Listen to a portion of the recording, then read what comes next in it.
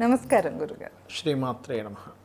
గురుగారు, శుక్ర మార్పు వలన ఏ రాశికి ఎలాంటి ఫలితాలు ఉంటాయో తెలియజేస్తారా గురుగారు?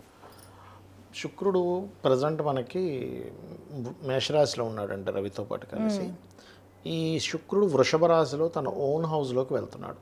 ఎప్పటి నుండి గురుగారు? మనకి ఏప్రిల్ 19వ తేదీ నుంచి మే 14వ తేదీ వరకు అక్కడ ఉంటాడు. మే 14 తర్వాత మిథునంలోకి మారిపోతాడు. ఓకే.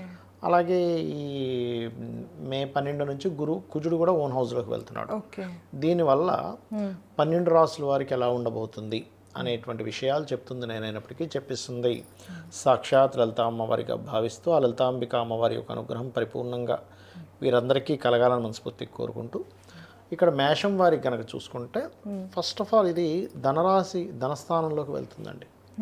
కాబట్టి ఈ ధనస్థానంలోకి ఎప్పుడైతే శుక్రుడు ఉంటాడో ధనపరమైనటువంటి విషయాల్లో బాగా అనుకూలిస్తాడు. బిజినెస్ ఆన్లైన్ బిజినెస్లు చేసేటువంటి వారికి అనుకూలత ఏర్పడుతుంది చెప్పాలంటే. అలాగే మేషం వారికి గతంలో ఏదైనా వివాహ సంబంధించినటువంటి విషయంలో డిస్ప్యూట్స్ ఏమైనా వచ్చాయి, గొడవలు అయ్యాయి, సెకండ్ మ్యారేజ్ కోసం వెయిట్ చేస్తున్నారు, అలాంటి వారికి చాలా అనుకూలంగా ఉంటుంది శుక్రుడు మనకి 2వ స్థానంలో ఉన్నందుకు. ఇది అయితే వీరు ఎక్కువగా గణపతి ఆరాధన చేస్తుంటే ఇంకా బాగుంటుంది. ఇక వృషభం వారికి కనుక చూసుకుంటే ఈ శుక్రుడు రాశిలోకి వచ్చినప్పుడు శుక్రుడు ఏంటంటే కంఫర్ట్ కారకుడు. అంటే కొంచెం అమ్మయ్య నేను కొంచెం ఇప్పుడు ప్రశాంతంగా ఉందనేటువంటి ఫీల్ని ఇస్తాడు ఇక్కడ శుక్రగ్రహం అక్కడ ఉన్నందుకు. అలాగే విదేశీ జాబ్స్ కోసం ప్రయత్నం చేసేటువంటి వారికి అనుకూలమైనటువంటి వాతావరణం కలుగుతుంది. కాకపోతే కొంచెం ఈ శుక్రుడు ఇక్కడ ఉన్నప్పుడు ఏంటంటే యాన్స్టస్ ప్రాపర్టీ విషయంలో చిన్న చిన్న లిటిగేషన్స్ కూడా ఇస్తాడు ఇక్కడ. దాని మూలంగా కొంచెం కుటుంబ సభ్యుల్లో చిన్న ఘర్షణాత్మకమైన ఫలితాలు. అయితే వీళ్ళు ఏంటంటే ఎక్కువగా విష్ణు సహస్రనామాలు కనుక చేస్తూ ఉంటే అన్ని విధాలు బాగుంటుంది. ఇక మిథునం వారికి 12వ స్థానంలోకి వస్తున్నాడు కాబట్టి శుక్రుడు ఇప్పుడు ఓన్ హౌస్లోకి. ఇది ఇన్వెస్ట్మెంట్స్ చేయడానికి సరైనటువంటి సమయం. అంటే ఒక్కోసారి చూడండి ఇది రైట్ టైమా కాదా, ఇప్పుడు నేను ఇన్వెస్ట్మెంట్ చేయనా వద్దా, ఇది మదుపు పెట్టాలా వద్దా అని ఆలోచిస్తూ ఉంటాం. కానీ ఎప్పుడైనా ఒక శుభగ్రహం కనుక 12వ స్థానంలో ఉన్నప్పుడు ఇన్వెస్ట్మెంట్కి మంచిదే. కాకపోతే కొంత శని కుజుల యొక్క శని ప్రభావం కూడా శుక్రుడి మీద ఉంది, లేదని కాదు. దీనివల్ల ఏంటంటే దశమ స్థానంలో ఉండే శని కుజుల వల్ల కొంచెం మనకి ఈ కెరియర్ విషయంలో కొంత స్ట్రెస్ అది ఉంటుంది. బట్ 12లో ఉండే శుక్రుడు మాత్రం విదేశాలకు వెళ్ళడానికి, ఇన్వెస్ట్మెంట్స్ చేయడానికి వీటికి చాలా చాలా అనుకూలంగా ఉంటాడు చెప్పాలంటే. అలాగే ఇష్టపడిన వారిని వివాహం చేసుకోవడానికి కూడా అనుకూలిస్తాడు ఇక్కడ శుక్రుడు 12లో ఉన్నప్పుడు. ఇక వీరు ఎక్కువగా లలిత అమ్మవారి ఆరాధన చేసుకోవడం, అందులో ముఖ్యంగా దశమ స్థానంలో శనికుజులు ఉన్నారు కాబట్టి ఓం మాణిక్య మకుటాకార జానుద్వయ విరాజితాయే నమః మంత్రం చేసుకుంటే సరిపోతుంది. అలాగే కర్కాటకం వారికి కనుక చూసుకున్నట్లయితే కర్కాటక రాశి వారికి ఏకాదశంలో ఉండేటువంటి శుక్రుడు ఇక్కడ ఈ రాశి వారికి ఇదేంటంటే పూర్వజన్మ కర్మకారక ప్లానెట్ అంటారు వీనస్ని. కాబట్టి రియల్ ఎస్టేట్ రంగాల్లో ఉండేటువంటి వారికి రైతులకి కొంతవరకు తోడ్పడతాడు. కానీ 11లో ఉండే శుక్రుడు ఎప్పుడు కూడా వివాహ జీవితాన్ని కలవనివ్వడు. అంటే జీవిత భాగస్వామితో దూరంగా ఉండడం.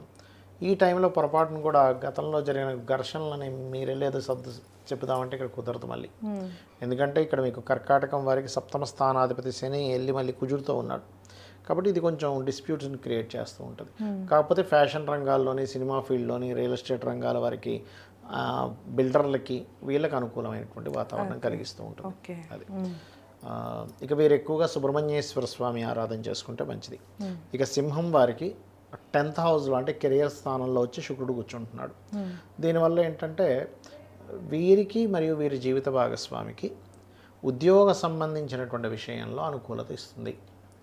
ఉద్యోగంలో కొన్ని మార్పులు కూడా ఇస్తూ ఉంటుంది. ఎందుకంటే కొంచెం అష్టమ స్థానంలో శని కర్మకారకుడు అష్టమ స్థానంలో ఉండే శని చూస్తున్నాడు కాబట్టి వీరు ఎక్కువగా కాలభైరవుడి యొక్క ఆరాధన, దక్షిణామూర్తి యొక్క ఆరాధన చేసుకుంటే మంచిది. ఇక కన్యవారికి కనుక చూసుకున్నట్లయితే పర్టికులర్గా శుక్రుడు 9th హౌస్లోకి వస్తున్నాడు. So own house, schools, colleges నడిపేటువంటి వారికి, ఫ్యాషన్ రిలేటెడ్ సంబంధించినటువంటివి ఏవైతే వీళ్ళు టీచింగ్ చేస్తుంటారో అటువంటి వాటికి చాలా అనుకూలంగా ఉంటుంది. భూముల మూలంగా, టీచింగ్స్ మూలంగా, క్రియేటివ్ మూలంగా, ఈ పంటల మూలంగా, రియల్ ఎస్టేట్ మూలంగా వీళ్ళకి కూడా యోగం అనేటువంటిది ఉంటుంది చెప్పాలంటే. ఓకే. అండ్ అలాగే ఇంకొకటి ఏంటంటే ఇక్కడ కొంచెం స్త్రీతో కొంత చిన్న చిన్న శత్రుత్వాలు ఉంటాయి, ఇది కొద్దిగా చూసుకోవాలి. ఇక వీరు ఎక్కువగా వెంకటేశ్వర స్వామి ఆరాధన చేసుకుంటే మంచిది. ఇక తులవారికి గనక చూసుకుంటే లగ్నాధిపతి అయినటువంటి లగ్న రాస్యాధిపతి అయిన శుక్రుడు అష్టమ స్థానంలో ఉన్నాడు. సో ఇది కొంచెం ఇన్సూరెన్సెస్ ఇట్లాంటి వాటికి తోడ్పడుతుంది చెప్పాలంటే ఇక్కడ. కాకపోతే ప్లేస్ చేంజ్ అవుతారు. ఎప్పుడైనా రాస్యాధిపతి అష్టమంలో ఉన్నప్పుడు ప్రదేశం మారడం, ఇల్లు మారడం, ప్లేస్ మారడం, వీళ్ళ దగ్గర ఉన్నటువంటిది ఏదైనా ఒక వెహికల్ని అమ్మేసేయడం, లేదా తాతగారి ప్రాపర్టీకి సంబంధించిన విషయంలో ఉండేటువంటి కొన్ని ఘర్షణలు క్లియర్ అయిన తర్వాత దాన్ని తీసేసేయడం, ఇట్లాంటివి ఇస్తాడనమాట ఇక్కడ. ఇక వీళ్ళకి ఎక్కువగా అంటే అష్టమ స్థానంలో ఉండే గ్రహం ఎప్పుడు కూడా జీవిత భాగస్వామి లేదా పార్ట్నర్స్ మూలంగా కొంతవరకు ఫైనాన్షియల్ గ్రోత్ రావడం, ఇలాంటివన్నీ జరుగుతూ ఉంటాయి. వీళ్ళ సంతానాన్ని కూడా విదేశాలకు పంపించి చదివించడానికి అనుకూలిస్తాడు ఇక్కడ శుక్రుడు చెప్పాలంటే. ఇక వీరు ఎక్కువగా దుర్గా ఆరాధన చేసుకుంటే మంచిది. ఇక వృశ్చికం వారికి కనుక చూసుకుంటే సప్తమ స్థానం అంటే వివాహ స్థానంలో శుక్రుడు ఉన్నాడు కాబట్టి వీనస్ వివాహానికి కారకుడు, వివాహ సంబంధించినటువంటి విషయంలో అనుకూలతనిస్తాడు. అలాగే విదేశాలకి, నాట్ ఓన్లీ అమెరికా, వేరే ఏదైనా దేశానికి వెళ్ళి అక్కడ ఉద్యోగం సంపాదించడానికి. అయితే ఇక్కడ ఏంటంటే చాలామంది తెలియక అందరూ వెళ్తున్నారు ఫ్రెండ్స్ అని వెళ్ళిపోతారు.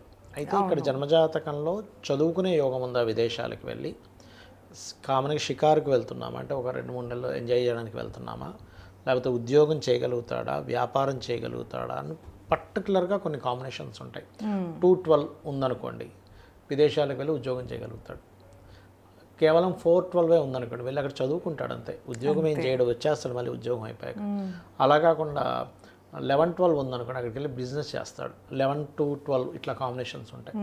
కాబట్టి ఇక్కడ పర్టికులర్గా అసలు ఏమిటని చూడాలి. చాలామంది ఏమవుతుందంటే, నేను చాలా జాతకాలు చూస్తుంటాం కదా, పాపం వీళ్ళు వాళ్ళ అబ్బాయిని అమ్మాయిని పంపిస్తారు, ఎడ్యుకేషన్ కంప్లీట్ అయ్యాక ఉద్యోగం రాదు. అప్పుడు మళ్ళీ వీళ్ళు ఇక్కడ నుంచి 2-5 లక్షలు ప్రతి నెల పంపిస్తూ ఉంటారు. వీళ్ళు సంపాదించేది భార్యాభర్త కలిపితే 1,00,000, అక్కడ కట్టాల్సిందే 2 లక్షలు అప్పు తీసుకొచ్చి కట్టడం, ప్రాపర్టీస్ అమ్మేసి పంపించడం. కాబట్టి దయచేసి వాళ్ళ పర్సనల్ చార్ట్లో నిజంగానే ఈ అమ్మాయికి కావచ్చు అబ్బాయి కావచ్చు వెళ్ళి ఉందే యోగం ఉందా లేదా, ఇది రైట్ టైమా కదా చూసుకోవాలి. కేవలం చదువుకొని వచ్చేటట్టయితే తెప్పించేసేయాలి వెనక్కి, మనిషి వేస్ట్ అవుద్ది లేకపోతే.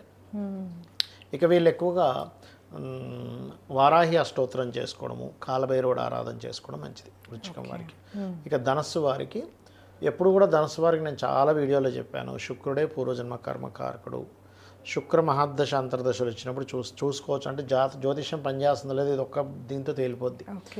అసలు శుక్రుడు అంతర్దశ వచ్చినా మహాదశ వచ్చినా, శుక్రుడు 12లో ఉంటే మళ్ళీ ఏం కాదు, కానీ ఎక్కడున్న శుక్రరాశిలో ఉండే గ్రహాల మహాదశలు అంతర్దశలు వస్తే 100% ఆ టైంలో జీవుడు అతని మ్యారిటల్ లైఫ్లో డిస్టర్బ్ అయి తీరాల్సిందే.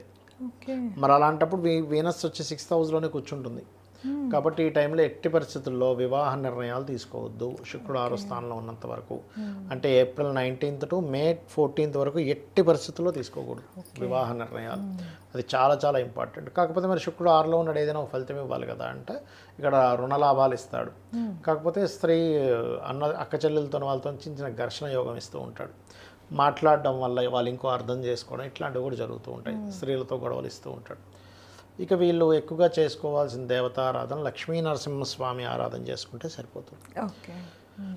ఇక మకరం వారికి గనక చూసుకుంటే, మకర రాశి వారికి పర్టికులర్గా శుక్రగ్రహం ఎప్పుడైతే పంచమ స్థానంలో ఉందో, ఇది క్రియేటివ్ ఫీల్డ్లో ఉండేటువంటి ఉద్యోగ అవకాశాలకి మంచి యోగం ఉంటుంది ఇక్కడ. అండ్ విదేశాలకు వెళ్ళి ఉద్యోగం చేయడానికి కూడా అనుకూలిస్తుంది. సంతానం కోసం చేసే ప్రయత్నాలు ఫలిస్తాయి. ఏదైనా క్రియేటివ్గా డిజైనింగ్స్, గ్రాఫిక్స్ ఇట్లాంటివి నేర్చుకోవడానికి అనుకూలిస్తుంది. ఉపాసన చేయడానికి చాలా మంచి స్థానం, ఎందుకంటే పంచమ స్థానంలో ఉన్నప్పుడు ఈ మకరానికి ఉపాసన, ఏదైనా ఒక మంత్రం తీసుకుంటున్నాము, ఎవరి దగ్గర నుంచి అమ్మవారి ఉపాసన చేస్తున్నాం, చాలా మంచిది పంచమంలో శుక్రుడు ఉన్నప్పుడు మకరం వారికి. ఇక వీళ్ళు ఎక్కువగా అమ్మవారికి సంబంధించిందే చేసుకుంటుండాలి. ఇక కుంభం వారికి కనుక చూసుకుంటే 4వ భావంలో శుక్రుడు, అంటే వీళ్ళు ఏదైనా ఒక వస్తువు కానీ, వాహనం కానీ, గృహం కానీ ఏదైనా ఒకటి పొందుతారు వీళ్ళు ఇక్కడ. ఏదైనా ఒకటి వీళ్ళ చేతికి వీళ్ళ పేరు మీద అవుతుందన్నమాట శుక్రుడు 4th హౌస్లో ఉన్నందుకు. అదేవిధంగా మనకి టీచింగ్స్, ట్రైనింగ్స్ ఏదైనా నేర్పించడం ఇట్లాంటివి ఏమైనా స్టార్ట్ చేసుకుంటే మంచిది శుక్రుడు 4లో ఉన్నప్పుడు వీళ్ళకి, పర్టికులర్గా చెప్పాలంటే కుంభం వారికి. ఇక వీళ్ళు ఎక్కువగా దక్షిణామూర్తి ఆరాధన, విష్ణు సహస్రనామాలు చదివితే చాలా మంచిది. రెండో భావంలో శనికుజులు ఉన్నారు కాబట్టి ఓం నవవిద్రుమ బింబశ్రీ ఞక్కారి రథనచ్చదాయ నమః మంత్రం చేసుకుంటే ఇంకా మంచిది. వీరికి ఓకే. ఫైనాన్షియల్ గ్రోత్ పెరుగుతుంది. ఇక ఆఖరిగా మీన రాశి, మీనము వారికి 3లో శుక్రుడు ఉన్నాడు. సో దీనివల్ల ఏమవుతుందంటే ఈ లగ్నానికి పాపి కాబట్టి ఎవరైనా కొత్త పరిచయాలు స్త్రీలతోని, స్త్రీలకైనా పురుషుడికి స్త్రీకైనా, స్త్రీ ద్వారా అయ్యే పరిచయాల వల్ల కొంచెం జాగ్రత్తగా ఉండాలి ఇక్కడ. ఓకే. కాకపోతే ఇక్కడ శుక్రుడు 3లో ఉన్నప్పుడు ఏంటంటే గతంలో ఏర్పడినటువంటి కొన్ని గొడవలు ఏవైతే ఉన్నాయో మాట్లాడుకొని సరి చేసుకోవడానికి మంచి సమయం అని చెప్పుకోవచ్చు ఇక్కడ చెప్పాలంటే. అండ్ కొంచెం ఉద్యోగంలో సడన్ చేంజెస్, ఇల్లు మార్పులు, వాహన మార్పులు ఇక్కడ చూపిస్తున్నాయి. రాశిలో శనికుజులు ఉన్నందుకు కొంచెం స్ట్రెస్ఫుల్గా ఉంటుంది. కాకపోతే కాస్త గోశాలకు వెళ్ళి గోవులకి క్యారెట్స్, బీట్రూట్స్, బెల్లం లాంటివి తినిపించడము, రుద్రం చదవడము, రుద్రం వినడము, ఇవి గనక చేస్తూ ఉంటే అన్ని విధాలా బాగుంటుంది. మీరు ఎక్కువగా రాజరాజేశ్వరి అమ్మవారి యొక్క ఆరాధన చేసుకుంటే బాగుంటుంది. తప్పకుండా గురుగారు.